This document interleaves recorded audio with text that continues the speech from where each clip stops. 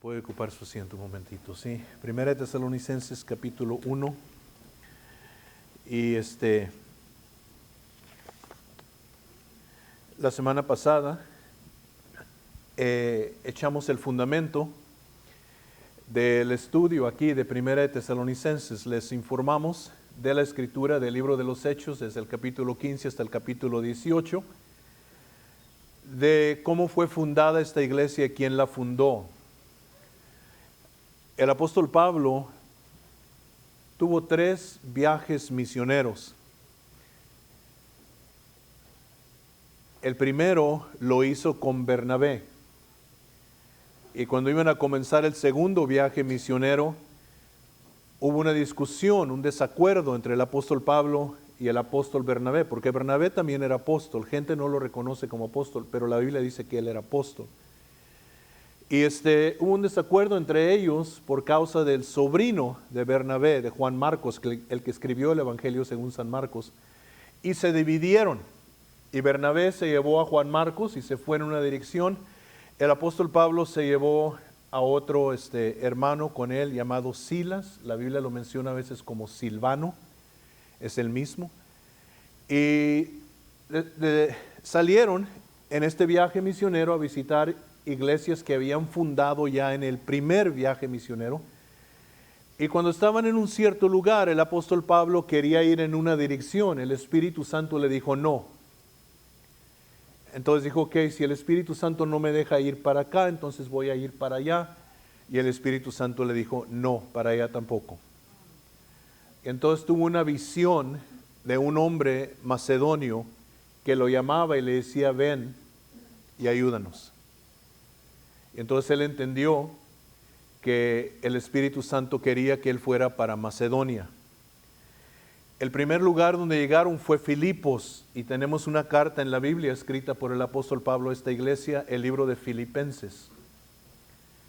Y en Filipos los golpearon a Pablo y a Silas, ya llevaban con ellos a Timoteo.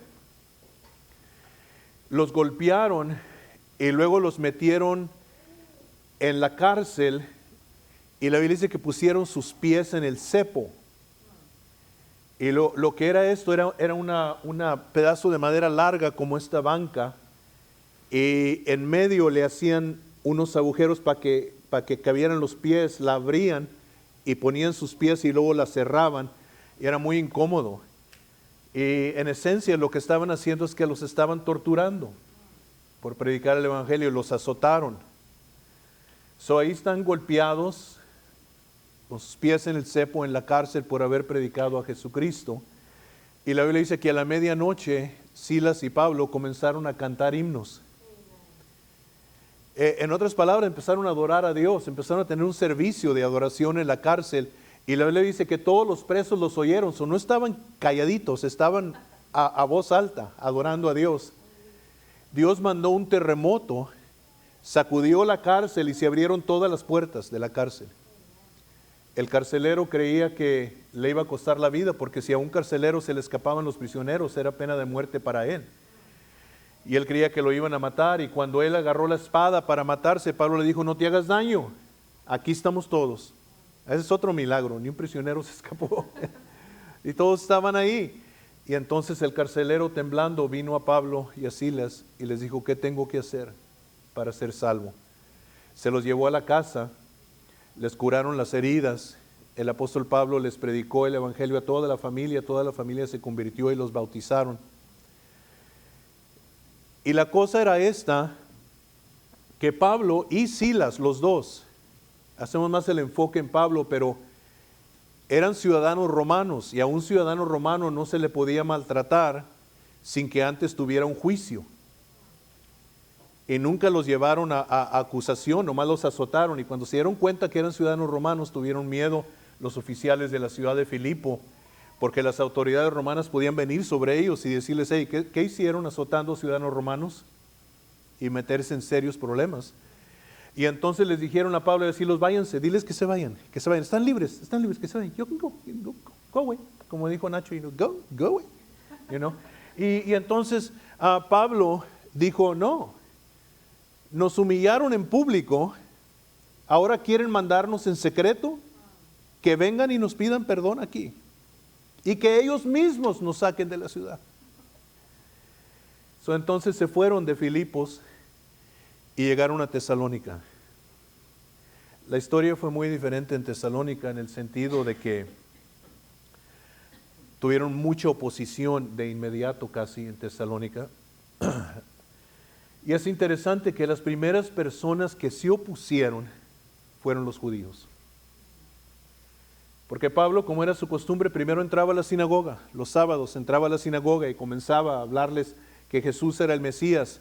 Y como vieron que algunos judíos estaban creyendo, pero muchos gentiles se les juntaron, entonces los judíos religiosos tuvieron envidia y levantaron ellos habladurías contra Pablo y contra Silas y Timoteo, pero el blanco era Pablo y lo iban a matar. Levantaron al pueblo al pueblo idólatra contra Pablo porque estaba predicando a Jesucristo, el pueblo religioso judío y luego las autoridades también que estaban predicando otro rey aparte de César. Y entonces sacaron a Pablo por secreto, lo sacaron por secreto de la ciudad de Tesalónica y huyó. Llegó a un lugar llamado Berea. No sabemos exactamente qué tanto tiempo estuvo el apóstol Pablo en Tesalónica. La Biblia nos dice que 3 sábados entró a la sinagoga. Algunos dicen que estuvo 3 semanas o 4 semanas solamente. Otros dicen que podía haber estado hasta 3 meses, porque menciona el libro de Filipenses cuando Pablo les escribe a ellos que 2 veces le mandaron ofrendas a Tesalónica cuando él estaba ahí. No sabemos, pero no solamente Pablo tuvo que huir de Tesalónica por salvar su vida. La iglesia que se fundó bien joven, apenas de semanas de existencia, cayó bajo mucha persecución. Persecución de los judíos, persecución de los inconversos, persecución del gobierno, mucho sufrimiento, mucha aflicción. Cuando Pablo llegó a Berea, de allí se fue a Atenas y luego de Atenas llegó a Corinto y estaba preocupado por la iglesia en Tesalónica y mandó a Timoteo, dijo, ve y a ver cómo están los hermanos. Ve a verlos, a ver cómo están. Timoteo fue, vino para atrás y le dijo, mira, la iglesia está fuerte.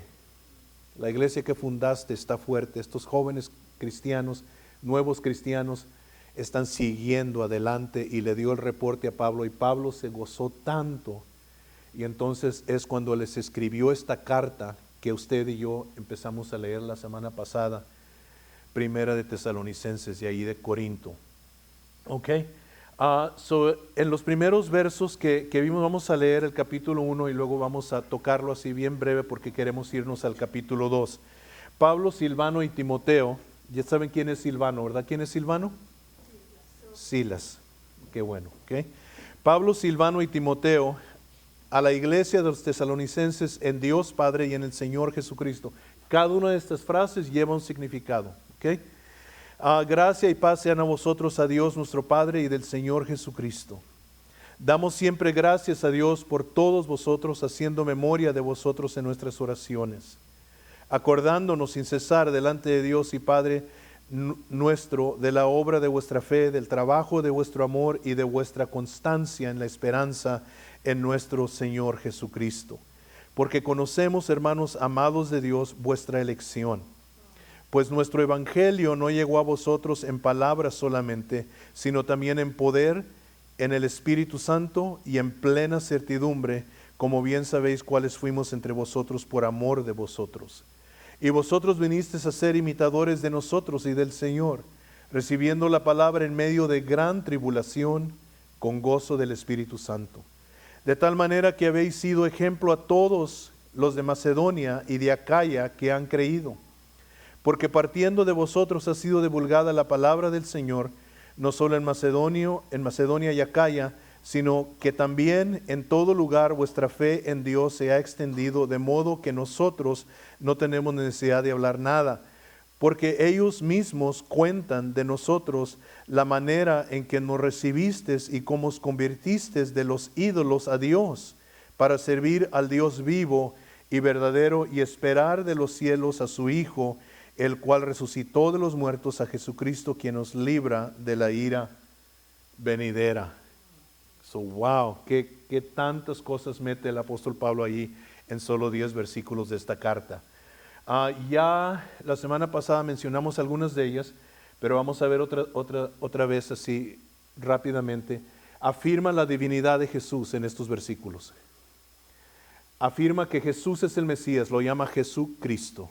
Jesús el Mesías. Cristo, la palabra Cristo y Mesías, en griego, Christos, ¿es griego o es latín? No me acuerdo. Okay. Viene la palabra Christos, Cristo, y luego Mesías, Meshia. Okay. Judío, quiere decir lo mismo, el ungido, el que estamos esperando, el que viene a salvar al mundo. Y afirma que Jesús es el Meshia, el Cristo. Okay. Habla acerca de elección. Y esto es muy hermoso, la palabra de elección, porque elección quiere decir que Dios nos escogió a nosotros, no nosotros a Dios. ¿Ok? No, sean sinceros, ¿qué tantos de ustedes, si usted fuera Dios, escogería a usted mismo? ¿Verdad? Pero Dios nos escogió.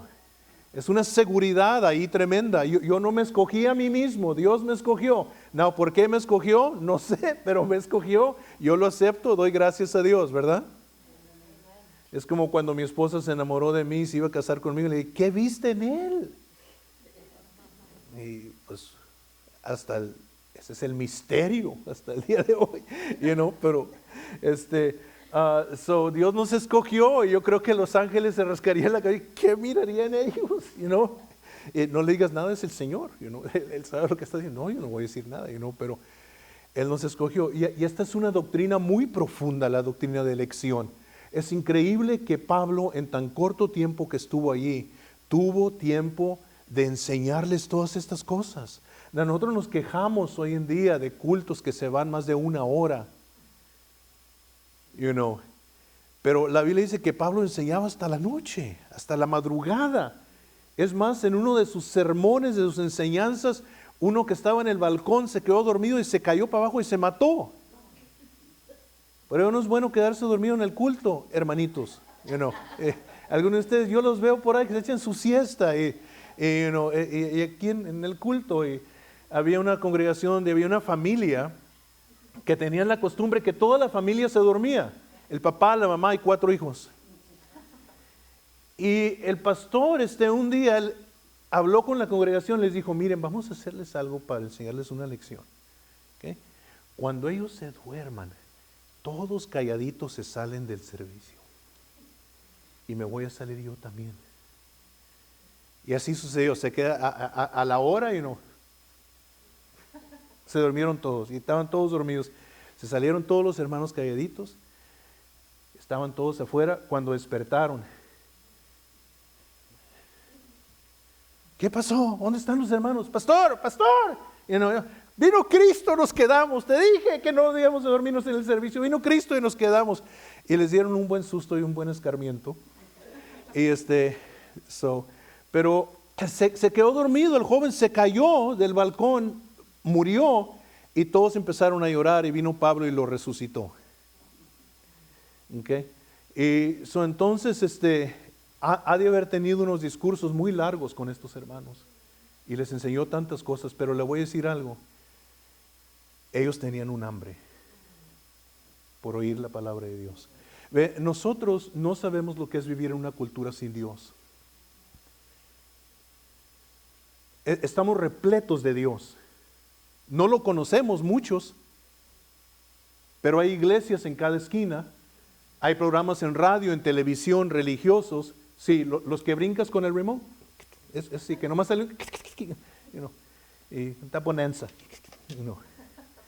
y los brincas, sí, pero en una cultura donde nunca has oído del Dios verdadero, dicen que cuando cayó la cortina de hierro, the Iron Curtain, y 70 años de ateísmo en la Unión Soviética, no se permitía hablar de Dios. Cuando cayó el muro de Berlín y empezaron a entrar misioneros, se abrieron las puertas para misioneros y que entraran a la antigua Unión Soviética, Rusia y los otros países, Rumania y todos los países que tenían bajo su dominio. Los misioneros que entraron decían que iban casa por casa y la gente estaba enfrente de la casa esperándolos.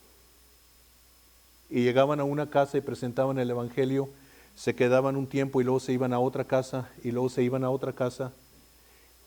Y dicen que había tanto hambre en la gente. Y dicen ellos, se nos quebró el corazón cuando tuvimos que regresar a los Estados Unidos y vimos una fila de familias enfrente esperando y no llegamos a ellos. He oído de misioneros en algunos lugares y lo he visto, donde predican y acaban su sermón y vienen los pastores de esa región y le dicen, ok hermano, ¿y ahora qué vas a predicar? Ya acabé, ya prediqué. No, es que la gente no se va a ir. Tienes que predicarles otra vez. Y les predican 7 u 8 sermones. La gente no se va, tiene hambre. Y imagínense los tesalonicenses, esa cultura sin Dios, sin el Dios verdadero, llega Pablo y el hambre que hay en ellos. Esto debe de redarguirnos a nosotros. Porque a veces creo yo que cristianos buscan excusas para no venir a los servicios. Cristianos. Entonces les enseñó acerca de este tema, de la lección. Pero dice también que hubo una demostración del Espíritu Santo. Entre estos versículos también dice que hubo una demostración de poder y luego dice demostración del Espíritu Santo. ¿Lo vio ahorita que lo leímos? No sé si lo notó o no. Nosotros juntamos las dos cosas, el poder y el Espíritu Santo, pero no necesariamente. Cuando yo leo de poder, yo creo que lo que sucedió es que salieron demonios de gente endemoniada, hubieron milagros de sanidad, milagros instantáneos de sanidad, donde el apóstol Pablo predicó la palabra de lo que Dios hacía y luego Dios lo hizo. Demostró Dios que Él tenía poder. No era como los ídolos paganos que ellos adoraban. Que Él tenía poder. Hubo una demostración de poder de que Dios es quien Él dice que es. Y luego cuando dice del Espíritu Santo, yo me imagino que recibieron el bautismo del Espíritu Santo. Yo creo que el apóstol Pablo les enseñó esto. Y algunos de ellos fueron bautizados con el Espíritu Santo. Les enseñó acerca de la Trinidad, porque menciona al Padre, menciona al Hijo y menciona al Espíritu Santo. Hoy hay muchas iglesias que están negando la Trinidad, niegan la divinidad de Jesús, dicen que Jesús era un gran hombre, un gran maestro, un profeta, un gran moralista, y no, Jesús es Dios. Él es el creador. Cuando ves los cielos, las estrellas, la luna, los árboles, Jesús creó todo eso. Él es el creador. Entonces les enseñó eso. Y luego en el verso 10, quiero que vea algo porque vamos a ver un patrón aquí. En el verso 10 dice, y esperar de los cielos a su Hijo. ¿Lo ve ahí? Y esperar de los cielos a su Hijo. Ahora, brinque al capítulo 2. ¿Ok? Brinque al capítulo 2 y mire el verso 19 del capítulo 2. Porque ¿cuál es nuestra esperanza o gozo o corona de que me gloríe? ¿No lo sois vosotros delante de nuestro Señor Jesucristo en qué? En su venida. Ahora vaya al último verso del capítulo 3. Dice, para que sean afirmados vuestros corazones irreprensibles en santidad delante de Dios nuestro Padre, ¿en la qué? En la venida de nuestro Señor Jesucristo. O sea que cierra cada capítulo con el regreso de Jesús. Y no es coincidencia. Ahora, cuando él escribió esta carta, no estaba dividida en capítulos ni en versículos, era una carta toda corrida. Pero qué interesante que las personas que dividieron en capítulos, al fin de cada capítulo, se enfatiza que Pablo estaba hablándoles a los tesalonicenses, recordándoles de la venida del Señor. Y esto es importante, porque esta iglesia estaba bajo mucha persecución. Y cuando la gente te está maltratando, cuando estás sufriendo por alguna causa, tiene que haber una esperanza. ¿Okay? Tiene que haber algo a lo cual, aquí no estamos todavía, está comenzando, y yo creo que se va a poner más fuerte. Está comenzando persecución en este país y en todo el mundo. Y, todavía no sabemos lo que es persecución, todavía no, pero viene, está en el horizonte, se ve ya que viene. Pero yo me estoy haciendo viejo. El otro día que estaba Esteban conmigo en la casa en la mañana, se me acercó y me abrazó y me dice, Grandpa, why do you have silver hair? ¿Por qué tienes cabello plateado? Le digo, oh, mi hijo, it's because I'm getting old. Y le dije, y cuando tú te hagas viejito también, te va a salir a ti también cabello. Y dice, no, Grandpa, yo quiero que me salga amarillo. Y digo, oh, okay. Okay, all right. Pero, yo me estoy haciendo viejo. No lamento que me estoy haciendo viejo. Hay gente que sí. Oh, man, I'm getting old, Hey, ¿qué vas a hacer? You're gonna get old, puedes decir que te planchen y que te estiren y que te pinten y todo, but it doesn't matter. You're gonna get old. Te vas a hacer, te vas a hacer viejo. Y yo me estoy haciendo viejo y a veces que me acuerdo lo que decía mi papá, que uno cuando se hace viejo se levanta como los aviones despacito, despacito. Y así a veces parece, en la mañana me levanto y cuando me paro estiro esta rodilla y truena así, en la mañana, me levanto y me enderezo y ahí voy, y tienes que tener cuidado cuando estás viejo porque cuando agarras vuelo, si te atraviesa algo, para abajo, so, you have to be careful. Y me estoy haciendo viejo, pero mi esperanza no está en este cuerpo. No. This is just a house. Aquí vivo. Mi esperanza está en que la Biblia me promete que como Él es, yo seré. Un día voy a tener un cuerpo glorificado. Ya no se va a envejecer. Ya no se va a enfermar. Y los tesalonicenses están en mucha persecución. Y el apóstol Pablo les da esperanza. Miren, yo no sé qué has sufrido tú por Cristo. A lo mejor no has sufrido, pero a lo mejor algunos de ustedes están sufriendo. A lo mejor amigos te han dado la espalda. Gente ha levantado falsos de ti. Han dicho cosas malas de ti. Y yo no sé qué estás sufriendo por Jesús. A lo mejor algunos están sufriendo algo más. Pero yo te digo una cosa. De aquí a 50,000 años, ya nadie se va a acordar de ello. Esto es tan temporal. Es así, cuando hablas de la eternidad, que vamos a pasar con Él. Se va a secar toda lágrima.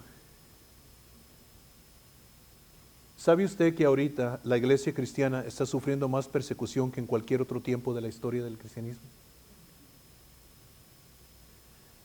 Les podía contar historias de cristianos de Corea del Norte.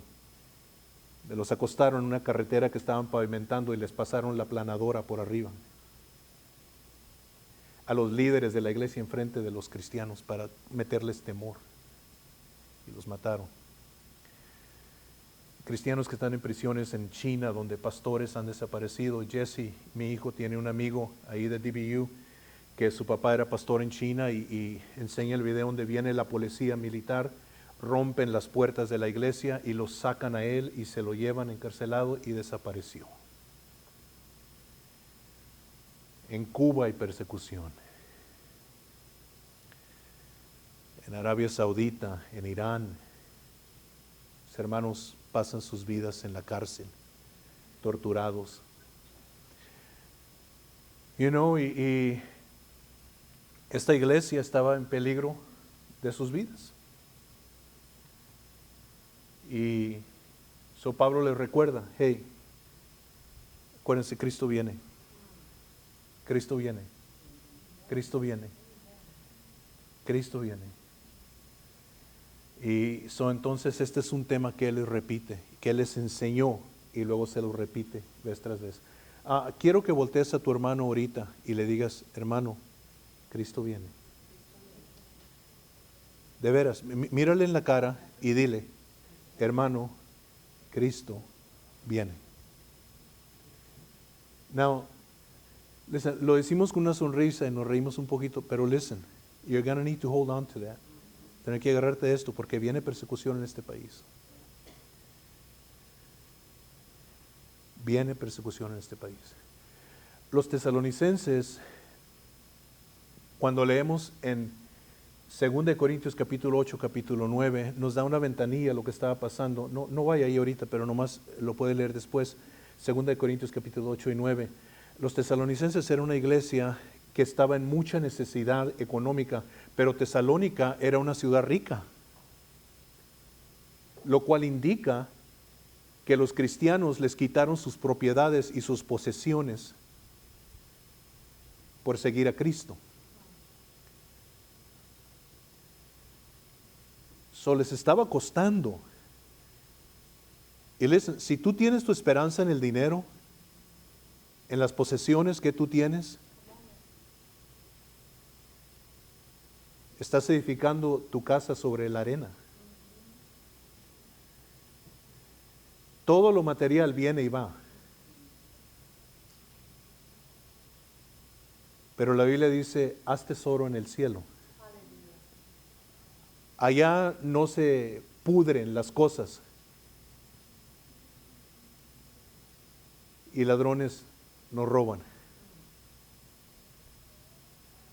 Entonces le repite este tema y en el capítulo 4 hace más énfasis todavía y lo vamos a ver cuando lleguemos ahí, del regreso de Jesús. Okay. Now, el testimonio que él habla de los tesalonicenses, y esto es hermoso, de lo que Pablo escribe de ellos. Dice la obra de la fe de ellos. Okay. La obra de la fe de ellos. Él lo menciona,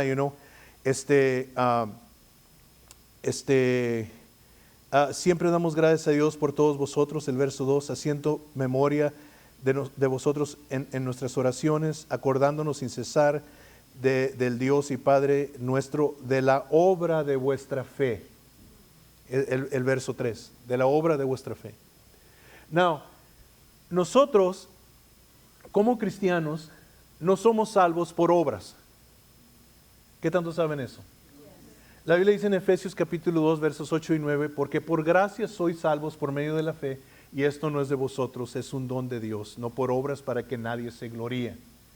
No somos salvos por obras, pero el cristiano que ha sido salvo tiene obras que demuestran que es salvo. Now, yo soy mexicano. Viva México. Nací allá en Oxandure, Coahuila, México. Coahuila, la tierra de oportunidades. Para las lagartijas y los cuervos, yo creo. Pero allá en Oxandure, Coahuila, nací yo. Y se dirá, ¿dónde está Oxandure, Coahuila? No lo busque, ya no existe. ¿Okay? Es que cuando nací yo dijeron, no pueden hacer otro niño tan hermoso como este, vamos a dejar de existir. Y borraron. Okay. All right. Pero yo soy mexicano. Hay pruebas en mí que demuestran que soy mexicano, ¿no? Mis ojos azules, mi cabello güero. No, y no me miran y dicen, hey, Mexican. Come again. Yeah, soy mexicano, Tengo las pruebas que soy mexicano. Y usted también. Los que son mexicanos, se les nota. Como dicen algunos, traen la penca del nopal pintada ahí. Y somos mexicanos. Hay pruebas. Si tú me dices que eres cristiano, muéstrame las obras que haces para yo creer que eres cristiano. Porque si eres cristiano y todavía fumas, y todavía tomas, y todavía maldices, y todavía maltratas a tu esposa, y todavía robas, y todavía haces todo eso, a mí yo voy a batallar para creer que tú eres cristiano.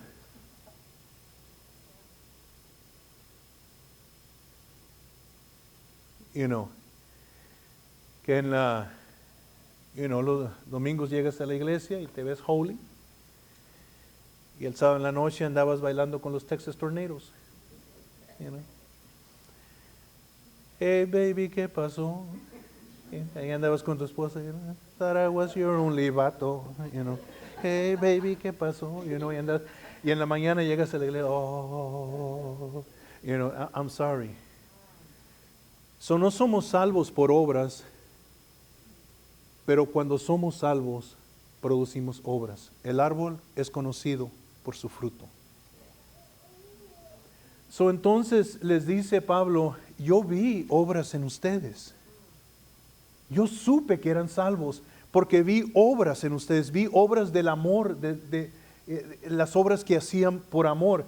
Y entonces Santiago capítulo 2 nos dice que las obras son la evidencia. Él dice, tú dices que tienes fe, muéstrame tus obras, porque yo por mis obras te mostraré mi fe. Las obras nos salvan, pero después de que eres salvo, las obras son la evidencia de que fuiste salvo. ¿Ok? All right.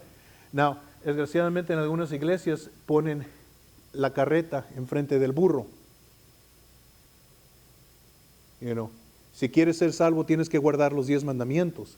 No, I'm sorry, eso no te va a salvar y no los vas a poder guardar. No, primero eres salvo y luego vienen las obras. Porque de modo que si alguno está en Cristo, nueva criatura es. Pablo vio esto y vio la labor de amor que ellos hacían. En 1 Corintios capítulo 13, cuando el apóstol Pablo está hablando del amor y él dice, si yo doy mi cuerpo que sea quemado y reparto todos mis bienes a los pobres y hago esto y hago el otro, pero no tengo amor, digo, nada me sirve. Pablo dice, yo vi la obra de ustedes de amor. Yo los vi hacer lo que hacían por amor a Dios y por amor a los demás. Habla de eso, de lo que dice en inglés, I love the wording in English, labor of love. Labor de amor. Y la palabra labor aquí o obra, labor, dice, lo que indica en el griego es trabajar hasta que te cansas. El otro día yo andaba afuera y pues no estoy en las mejores condiciones de mi vida. Y andaba trabajando y andaba ya, estaba caliente y bien húmedo y empieza mi reloj a mandar una alerta que me tengo que parar porque mi corazón estaba latiendo muy rápido. Me metí para adentro y ya hice, así, de gente que amaba tanto. Dijo Pablo, yo los vi a ustedes trabajar hasta cansarse por amor. Oh, it's beautiful. It's beautiful. Y luego habla acerca de la paciencia de ellos, habla acerca de la esperanza de ellos. Y ahorita que estamos hablando del regreso de nuestro Señor Jesucristo, déjame hacerte una pregunta a ti. ¿En qué tienes tú tu esperanza? ¿En qué o en quién? What is your hope in? ¿En qué tienes tú tu esperanza? Y luego dice que sufrieron aflicción, persecución, que estaban sufriendo. Literalmente quiere decir presión, carga, angustia. O sea, cuando estás siendo perseguido, sientes el peso, sientes la carga. habla acerca de ellos del gozo en el Espíritu Santo, que estaban sufriendo persecución, pero tenían gozo del Espíritu Santo. Isn't that beautiful? Que puedes cantar y alabar a Dios a pesar de tus problemas, a pesar de las cosas malas que vienen. I mean, God is so good to us. Dios es tan bueno con nosotros que la gente del mundo nos ve y dice, ¿qué tiene esa gente? Esa gente está loca. Y como dicen por ahí, dicen, sí, estamos locos, pero nuestro manicomio está en el cielo. Sí. Y ellos, a pesar de toda la persecución, estaban tan contentos por conocer a Dios, por conocer a Jesucristo, por saber que iba a venir otra vez por ellos. Amén. Y luego dice que no pararon ahí los tesalonicenses. El apóstol Pablo dice, ustedes esparcieron el evangelio por donde quiera, le dijeron a todo mundo. Have you ever met a Christian you can't shut up? I've met some you can't make talk. Pero un cristiano que no le puedes callar la boca. Y donde quiera que fueron, yo me imagino a esos tesalonicenses saliendo con sus familiares, sus vecinos, y decirle, hey, te vengo a traerte buenas noticias. Dios mandó a su Hijo para morir por tus pecados. Cristo te ama. Y regaron el evangelio, dice el apóstol, por todo lugar, que les dieron ánimo a las demás iglesias, estos nuevos cristianos. Y luego dice algo muy importante, abandonaron los ídolos. Oh, alguno dirá, well, no, es que hoy hay confusión en la iglesia, donde decimos a la gente que pueden adorar sus ídolos y todavía seguir siendo cristianos. Y Jesús dijo que no podemos servir a dos señores. Abandonaron sus ídolos. Y no nomás, déjeme decirle, los católicos tienen ídolos. Los cristianos también tienen ídolos. Yo no tengo nada en contra del deporte, a mí me gusta mucho el deporte. Pero si Canelo peleara el domingo en la mañana, algunos santos no estarían en la iglesia.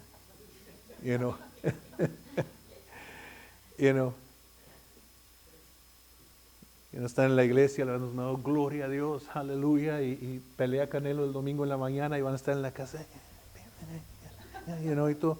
No, no tengo nada en contra del deporte. I love sports. If it bounces or rolls, I like it. Y mis hijos a veces me dicen, ¿cómo puedes estar mirando golf? Es tan aburrido. It's because you don't know. You don't know how hard it is to hit that little ball. And you aim it over there and it goes over there. No sabes, Y nosotros jugábamos golf ahí en ya lo cerraron en un campo en Red Oak. Y no hubo árbol allí que Esteban no marcó. Si había un árbol le iba a pegar. Una vez le pegó a la pelota para allá y se fue para atrás. Estábamos todos parados ahí y agarró la pelota. Andaba un muchacho americano jugando con nosotros y dice, I've never seen anything like that. Y le tiré yo la pelota, le pegué al palito y cayó la pelota abajo nomás y se fue el palito volando. Pero nosotros también tenemos nuestros ídolos. And there's nothing wrong with sports, but God has to be first. Dios tiene que estar primero. Hace años atrás me invitaron a predicar en una iglesia aquí en Lancaster, una iglesia americana, y fui a predicar, y estaba predicando, y no sé por qué, sí sé por qué, pues fue Dios, pero es que también yo soy muy bocón, y hablé de los Cowboys, y dije yo que había pastores que cortaban el servicio porque los Cowboys iban a jugar ese día y querían llegar a tiempo para cuando comenzara el partido. Yo nomás lo dije. Se acabó el servicio y vino la esposa del pastor.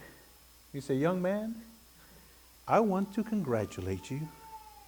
I've been waiting for years for somebody to have the courage to say that. Y le dije, ¿por qué? Dice, because my husband cut short the Sunday services because, y ahí estaba el pastor parado al lado de él. Dice, él corta los servicios del domingo porque quiere llegar a tiempo de ver los Cowboys. Me sentí mal por el pastor, pero, y dijo el pastor, el pastor metió sus manos en la bolsa y dijo, I'm not going to do that anymore. You know, pero ellos abandonaron sus ídolos. That's so good. That's so good. Okay, so todo eso sucedió en el capítulo 1. Todo eso. La vamos a leer el capítulo 2, porque el tiempo ya se nos está acabando y no vamos a tener tiempo para entrar en el capítulo 2 a fondo, pero de perdido vamos a leerlo todos juntos. Bueno, yo lo leo, usted me sigue, pero vamos a leer el capítulo 2, ¿ok? Porque vosotros mismos sabéis, y no me voy a ir a todo el capítulo, porque creo que quiero tocar este punto aquí. Porque vosotros mismos sabéis, hermanos, que nuestra visita a vosotros no resultó vana. Pues habiendo antes padecido y siendo ultrajados en Filipos, como sabéis, tuvimos denuedo en nuestro Dios para anunciaros el Evangelio de Dios en medio de gran oposición. Ok, nomás aquí vamos a cerrar con este punto hoy en esta mañana. Ok, quiero que visualmente usted se pinte este cuadro. Ok, el apóstol Pablo les está recordando a los tesalonicenses, ustedes saben cómo llegamos a ustedes. Ok, ustedes saben cómo llegamos a ustedes. ¿Cómo llegaron a ellos? Llegaron azotados de la espalda, golpeados, con sus moretones y todo eso. Físicamente, ellos llegaron con las señales de, por decirlo así vulgarmente, de la paliza que les habían dado en Filipos. Venían con moretones, they were beaten up when they got to Tesalónica. Y Pablo les dice, acuérdense cómo llegamos a ustedes. Yo creo que esto les dio ánimo a los tesalonicenses. Porque cuando Pablo y Silas y Timoteo llegaron a Tesalónica, no les retuvieron, no les compromisaron la palabra por causa de la paliza que habían sufrido en Filipos. Les dieron el mismo evangelio. No les quitaron nada, no compromisaron nada. Y yo creo que los tesalonicenses vieron en ellos este valor, este denuedo. Dijeron, hey, if they can do it, we can do it. Y qué bonito es esto, de ver esto. Yo he tenido un fin de semana un poco interesante y les voy a contar por qué y voy a cerrar aquí. Anoche estuvimos en una graduación, nos invitaron a una graduación y una escuela cristiana, y tenían un grupo de jóvenes y jovencitas que se estaban graduando. Y no sé si sería el presidente de la escuela o el pastor, que a lo mejor es el mismo, ¿verdad? Porque es una escuela pequeña cristiana. En su discurso que les dio, ¿cómo lo dicen en inglés? The commencement, the commencement address. Él lo dio ya cuando la última exhortación, la última. Y él habló acerca de lo que está sucediendo en nuestro mundo y les dijo a ellos, agárrense firme de su fe, porque van a ser perseguidos por su fe, van a ser maltratados por su fe. Agárrense firmes de su fe. Y la exhortación, vez tras vez les decía lo mismo. Vez tras vez les decía lo mismo. Agárrense firme de su fe. Les está dando esta exhortación a ellos. Hoy en la mañana, mientras que mi esposa estaba acabándose de alistar, estaba mirando un programa en la televisión que me gusta mirar. Y cuando vengo temprano a la iglesia, pues no lo veo y todo, pero hoy lo estaba mirando. Y estaba un pastor entrevistando a otro pastor. Y él estaba hablando de la persecución que viene. La persecución que en verdad ya está, pero que viene más fuerte. Y entonces, a nosotros nos toca vivir en un mundo que se está empezando a parecer al mundo de Tesalónica. El pueblo religioso está opuesto al verdadero evangelio porque el verdadero evangelio redarguye el compromiso de ellos. Atacan el verdadero evangelio bajo la cortina del amor. Y si nosotros nos atrevemos a hablar del pecado, nos acusan de que no tenemos amor, cuando es todo lo contrario. Porque déjeme decirle que es predicar la verdad, decir la verdad aunque la gente se ofenda. Si un hombre está dormido en su sofá y su casa se está quemando y tú no quieres despertarlo porque no quieres incomodarlo y él se quema en la casa, tú tienes la culpa. Y si alguien te pregunta, ¿por qué no lo despertaste? O no quería molestarlo. ¿Qué clase de amor es ese? Con amigos así, mejor enemigos. Y entonces, como estamos empezando a ver ataques ya de iglesias que han abrazado toda la ideología del LGBTQ y dicen, es que amamos a la gente. No, señor, ese no es amor. Amor es decir la verdad, aunque corres el riesgo de perder la amistad de la persona no lo vas a decir en odio, lo vas a decir en amor. Pero Dios va a traer juicio sobre esas cosas. La Biblia no lo demuestra ya, no lo dice. Y no decirle a la gente que juicio viene sobre ese estilo de vida, no es amarlos. Amor es decirles la verdad. El gobierno se está levantando contra la iglesia. Están tratando de implementar leyes y otras leyes y otras leyes.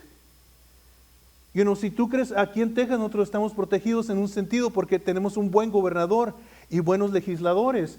Pero ve para California,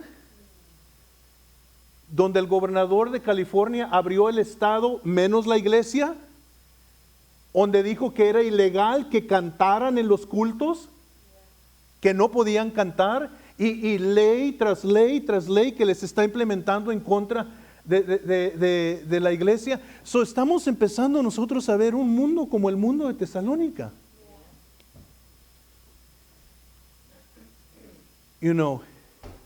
Pero hay que ir para atrás aquí y ver el amor de Pablo y de Silas y de Timoteo, que no solamente lo hablaron, llegaron con las marcas del amor por predicar el evangelio.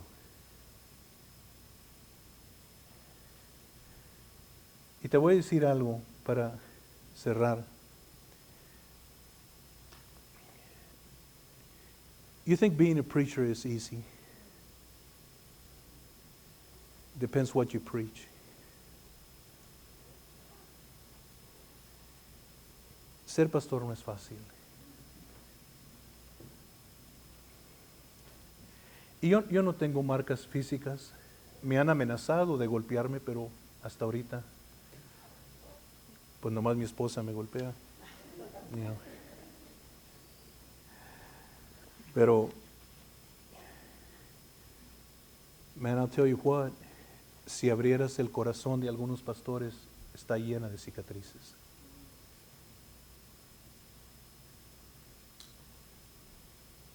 Hey, si ustedes no me han visto a mí darle la espalda a Jesucristo, no se la dé a usted también. Si en nada le he servido de ejemplo, que le sirva ejemplo en esto. No le he dado la espalda a mi Señor. No se la dé a usted tampoco. Gente va a hablar de ti. Te va a acusar de cosas que no son verdad. Van a buscar hacerle daño a tus hijos.